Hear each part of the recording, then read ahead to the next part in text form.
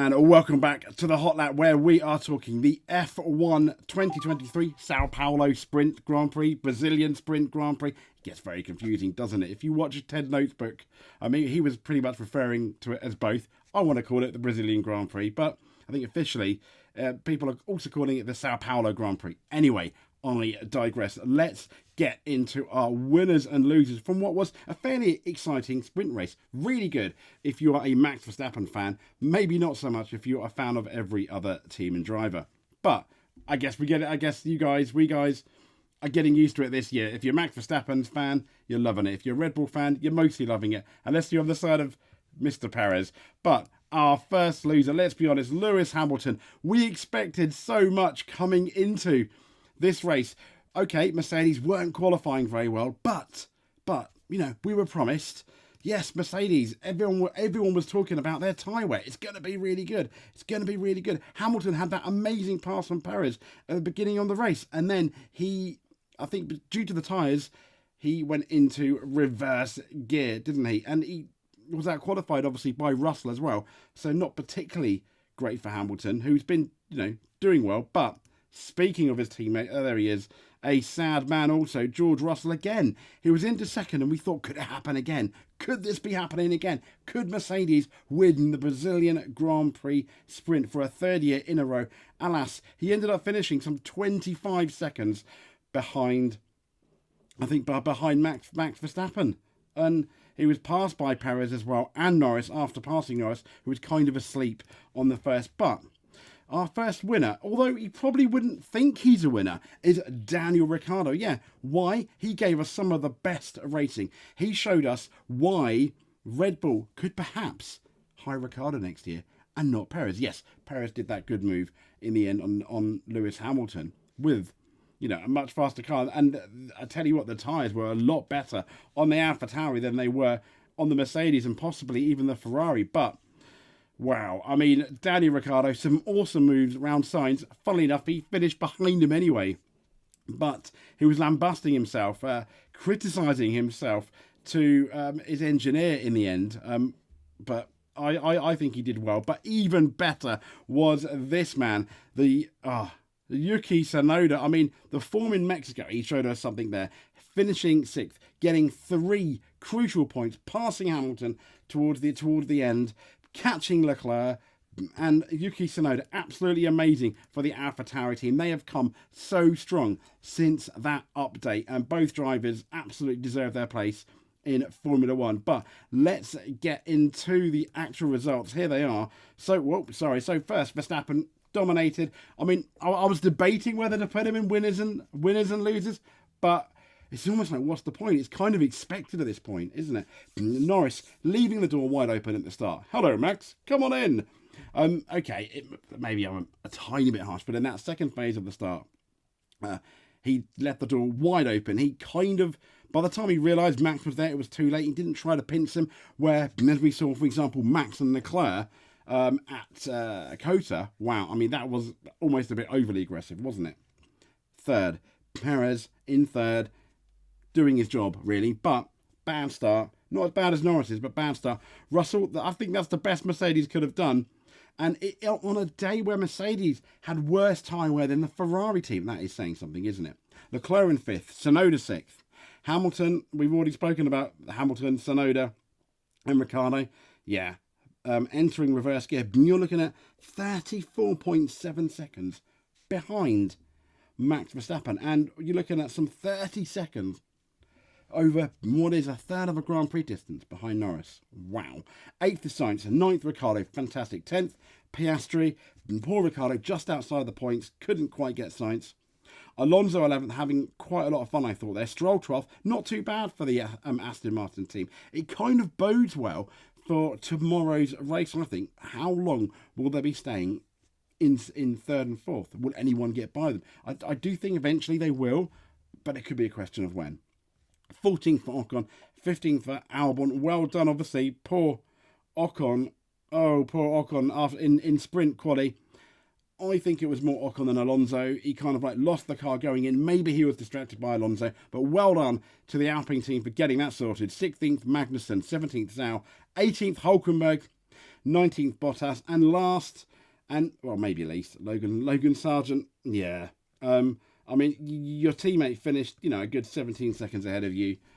Oh, Logan. Oh, what's the difference? I mean, Hamilton and Russell, 9 seconds in the end. Ricciardo only finished about 5 or 6 seconds behind Tsunoda, but there we go. So, why was Mercedes so bad? This is from planetf1.com. Toto Wolff is lamenting a bruising day for Mercedes after an excellent start. And it was a really good start. I was thinking, wow, Mercedes double podium. Could George Russell win? They enjoyed a great start to Saturday's sprint, it said, but no more so than George Russell. But whatever pace they found in that opening stage soon went missing. And Toto Wolff has basically said there is no magic screw to fix Mercedes' problems. Now, as the race went on, Russell and teammate Hamilton became the proverbial sitting ducks, it said, with Norris first moving past Russell before Hamilton was left to fend off a multitude, it says, of rivals. Now, by the checkered flag, Hamilton was P7 and Russell P4. Russell 12.2 behind Perez, who passed him as well. Team boss Toto Wolff lamented the sprint, he's suggesting that they had got the balance of the car wrong. Now, with these new parc fermé conditions, that may well be a problem. He said, I think we pushed very hard at the beginning, he told Sky Sports, and the car was not balanced right. Then you got some sliding and it just killed the tyres. Asked exactly what caused the lack of balance, Wolff highlighted one particular area as the problem, and that was the rear of the car. We had a bit too of a weak rear end, then obviously it's balancing them on a knife's edge. Then trying to hold on to the pace was maybe something we need to learn for tomorrow. But he pretty much said a bruising day. Now on motorsport.com, Norris is baffled by his poor start. I mean, he said he doesn't know what went wrong at the start. When he basically lost, got his pole position. Here's a picture of it, and he lost the lead. But you can see there, he is leaving the door absolutely wide open. And he could have maybe squeezed Verstappen a bit more, and he was too polite, I felt, at the start, as we know. But he did make an initial getaway, and he was second into the first corner. And that was the second phase of acceleration. Fellow front row starter, Verstappen was able to out-drag him. And we saw that with Valtteri Bottas, I think, getting a good start in 2021. So Norris admitted that perhaps he played things too safe with how he approached things. I think it's good that he's acknowledged that, but he was not convinced about why Verstappen had jumped him. There. So, F1 in talks, though, to overhaul the sprint format. This is again on motorsport.com by Philip Claren. Now, F1 is in talks with teams to implement a sprint format overhaul for the 2024 season that would see 2 qualifying sessions swap places. F1's changed the format of its 6 sprint weekends this year. Instead, we've got the sprint race setting the grid for Sunday. The sprint's kind of like on a separate... We have basically sprint Saturday, and it's a complete disconnect, and it says here, disconnecting it from the rest of the weekend. But with qualifying for the main race on a Friday, which in a way I like, because, hey, normally you've got practice 1 and practice 2. To many people, they don't really mean that much. But the sprint race, the qualifying on a Friday, interesting, I appreciate, though.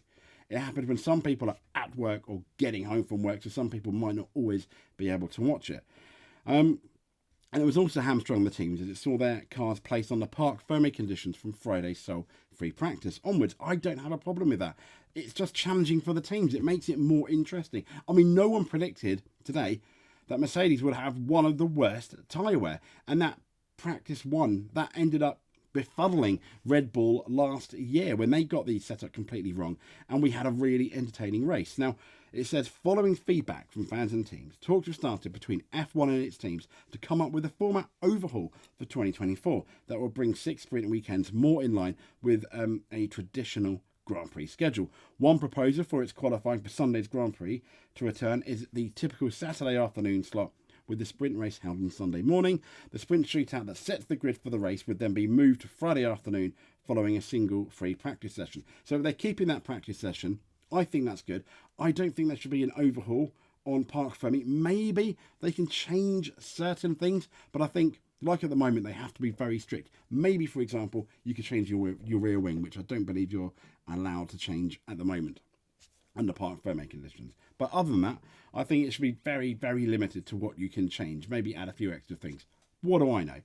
So there we go. I mean, that's pretty much a quick rundown of the sprint race at Brazil. It was to be fair, it was a fairly entertaining race. Not as good as the last 2 years. I mean, 2021 is still up there, I think, with one of the most exciting sprint races, closely followed by 2022 sprint race as well.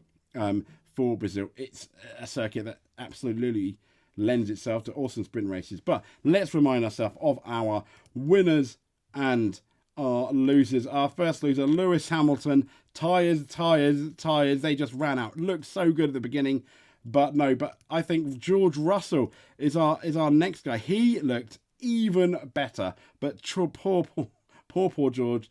No tyres, both Mercedes. Absolute shocker.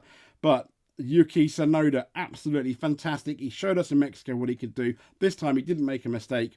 And also, Yuki Tsunoda's teammate Daniel Ricciardo, providing us with, I think, some of the most entertaining races. Yes, he didn't get past Sainz, but he tried, didn't he? And we got to give him one for that. That's our winners and losers. This has been the Hot Lap. Thank you so much for liking. Thank you for subscribing to the channel. Comments, I try and get to nearly every comment that's made. I do my best to get to it. And we will see you after the race. Thank you very much.